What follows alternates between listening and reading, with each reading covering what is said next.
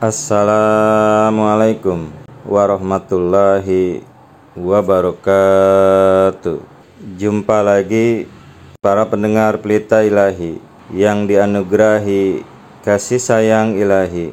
Hari ini saya akan menyampaikan masih berkenaan dengan gerhana bulan dan matahari dalam pandangan hukum alam. Gerhana bulan dan matahari merupakan fenomena yang terjadi sesuai dengan hukum alam. Al-Quran telah berulang kali mengarahkan pandangan kita kepada fenomena alam. Pembahasan dari sisi astronomi sangat tepat dan relevan. Hal tersebut membantu dalam memahami hadis itu. Bumi, matahari, dan bulan membentuk sebuah sistem yang terbagi atas 3 bagian. Al-Quran Karim telah membahas sistem ini dengan sangat indah di dalam firman Allah Subhanahu wa Ta'ala, yang artinya adalah Maha Suci Dia yang menciptakan segala sesuatu berpasang-pasangan dari apa yang ditumbuhkan oleh bumi maupun dari mereka sendiri, dan juga dari apa yang tidak mereka ketahui. Dan suatu tanda bagi mereka adalah malam dari siang hari, yang artinya adalah Maha Suci Allah Ta'ala yang menciptakan segala sesuatu berpasang-pasangan dari apa yang ditumbuhkan oleh bumi maupun dari diri mereka sendiri, dan juga dari apa yang tidak mereka ketahui. Dan suatu tanda bagi mereka adalah malam, darinya siang kami tanggalkan, maka tiba-tiba mereka berada dalam kegelapan. Dan matahari terus beredar ke arah tujuan yang telah ditetapkan baginya. Itulah takdir yang maha perkasa, maha mengetahui. Dan bagi bulan kami telah tetapkan tingkat-tingkatnya, sehingga ia kembali seperti bentuk tandan kurma yang tua. Matahari tidak mungkin mengejar bulan, dan tidak pula malam mendahului siang, dan masing-masing beredar pada tempat edarnya.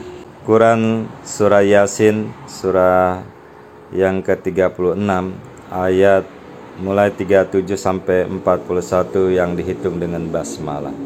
Para pendengar Pelita Ilahi yang dianugerahi kasih sayang ilahi, di sini ada 5 ayat yang telah dikutip.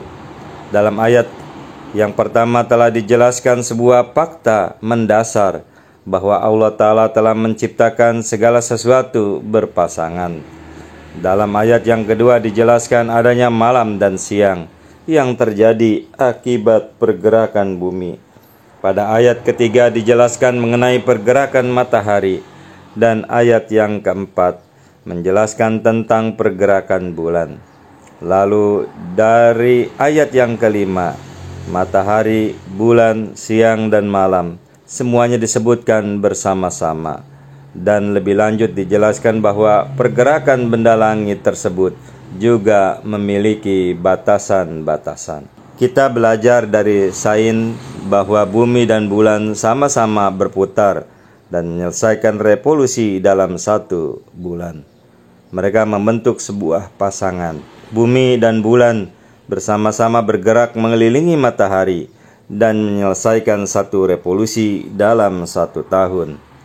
Jadi sistem matahari dan bumi, bulan membentuk 1 pasangan lain. Di dalam sistem tata surya banyak sekali bentuk berpasang-pasangan. Matahari dengan semua planet dan satelitnya mengelilingi pusat galaksi dengan 1 revolusi sekitar 200 juta tahun. Seperti matahari kita, ada miliaran bintang di galaksi kita yang mengitari pusat galaksi dengan periode yang berbeda-beda. Maha Suci Allah Ta'ala yang menciptakan segala sesuatu berpasang-pasangan. Saat bulan berputar mengelilingi bumi dan berada di antara matahari dan bumi, sehingga menghalangi cahaya matahari mencapai bumi, kita mendapati matahari terbenam. Dan ketika bumi berada di antara matahari dan bulan, sehingga bayangan bumi perlahan menutupi seluruh permukaan bulan, kita menyaksikan gerhana bulan. Dalam terminologi astronomi, gerhana matahari terjadi di saat fase bulan baru dan gerhana bulan terjadi di fase bulan penuh. Pada fase bulan baru, garis bujur matahari dan bulan adalah sama. Ini disebut bulan berkonjungsi. Gerhana tidak terjadi di setiap bulan baru dan bulan penuh. Karena untuk terjadi gerhana, posisi matahari, bumi dan bulan harus dalam garis sejajar. Jika orbit bumi mengelilingi matahari dan orbit bulan mengelilingi bumi dalam bidang yang sama, maka akan ada 2 kali konjungsi setiap bulannya, sehingga akan gerhana 1 bulan dan 1 gerhana matahari setiap bulannya. Nyatanya kedua bidang orbit itu satu sama lain cenderung memiliki sudut sekitar 5 derajat, sehingga jumlah maksimum gerhana yang dapat terjadi dalam setiap tahunnya tidak melebihi 7 kali, atau sekitar 4 atau 5 kali gerhana matahari dan 3 atau 2 kali untuk gerhana bulan. Jumlah minimal gerhana yang dapat terjadi dalam setahun adalah 2 kali, dan keduanya adalah sinar matahari. Para pendengar Pelita Ilahi yang dianugerahi kasih sayang ilahi, pergerakan bulan cukup rumit. Untuk perkiraan pertama, bulan mengelilingi bumi dalam orbit yang berbentuk elips, sehingga jaraknya dengan bumi dan kecepatan edarnya menjadi berubah-ubah dalam batasan tertentu. Saat bulan berada dalam posisi terdekatnya, ia disebut perigi atau bulan super. Kecepatan bulan terhadap bumi paling tinggi saat berada di posisi perigi karena daya tarik gravitasi matahari. Posisi perigi tersebut pun berubah di angkasa. Jadi terkadang bulan bergerak lebih cepat di awal bulan dan terkadang bergerak lebih cepat di bagian akhir. Demikian juga jarak dan kecepatan pasangan bumi bulan terhadap matahari juga berubah dalam batas-batas tertentu sesuai dengan hukum gravitasi.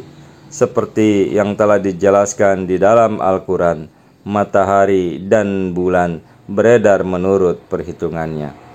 Quran Surah Rahman, Surah 55 ayat yang ke-6. Perubahan jarak dan kecepatan oleh masing-masing benda langit tersebut memiliki pengaruh pada tanggal di mana kelemahan biasa terjadi. Para astronom menggunakan waktu terjadinya konjungsi sebagai awal dari dimulainya bulan dalam kalender. Pada saat itu bulan tidak terlihat sama sekali. Bulan di dalam kalender Islam yaitu Hijriyah dimulai dengan awal terlihatnya bulan sabit, yakni saat fase bulan mulai cukup tampak jelas untuk dapat terlihat. Salah satu buku yang sangat bagus dalam menjelaskan penampakan bulan sabit juga telah ditulis oleh Dr. Muhammad Ilyas. Para pendengar Pelita Ilahi yang dianugerahi kasih sayang ilahi, jika menggunakan kalender Hijriyah, maka tanggal-tanggal di mana material bulan dapat muncul adalah pada tanggal 13, 14, dan 15. Sedangkan tanggal di mana matahari dapat gerhana muncul adalah tanggal 27, 28, dan 29. Menurut pengaruhnya, pemulihan bulan dan muncul pada malam-malam permulaan Ramadan, dan matahari terjadi pada pertengahan bulan Ramadan. Dan peristiwa ini telah terjadi pada tanggal 13 Ramadan untuk gerhana bulan dan tanggal 28 Ramadan untuk gerhana matahari. Jadi sesuai dengan apa yang ada di dalam hadis, kata qamar digunakan untuk bulan dan bukan hilal. Bulan sabit pada hari pertama, kedua, dan ketiga disebut hilal. Sedangkan qamar adalah bulan pada malam keempat dan seterusnya. Terdapat di dalam Aqrabul Mawarid volume 2. Sehingga penafsiran untuk malam permulaan Ramadan terjadi pada tanggal 13 Ramadan dan bukannya hari pertama di bulan Ramadan. Hal tersebut didukung pula dengan kata qamar yang digunakan di dalam hadis Darul Qutni, sehingga tidak menimbulkan keraguan ambiguitas. Itulah para pendengar Pelita Ilahi yang dapat disampaikan berkenaan dengan gerhana bulan dan matahari dalam pandangan hukum alam. Semoga bermanfaat. Wassalamu ala manittabal huda wa akhiru da'wana anil hamdulillahi rabbil alamin. Assalamualaikum warahmatullahi wabarakatuh.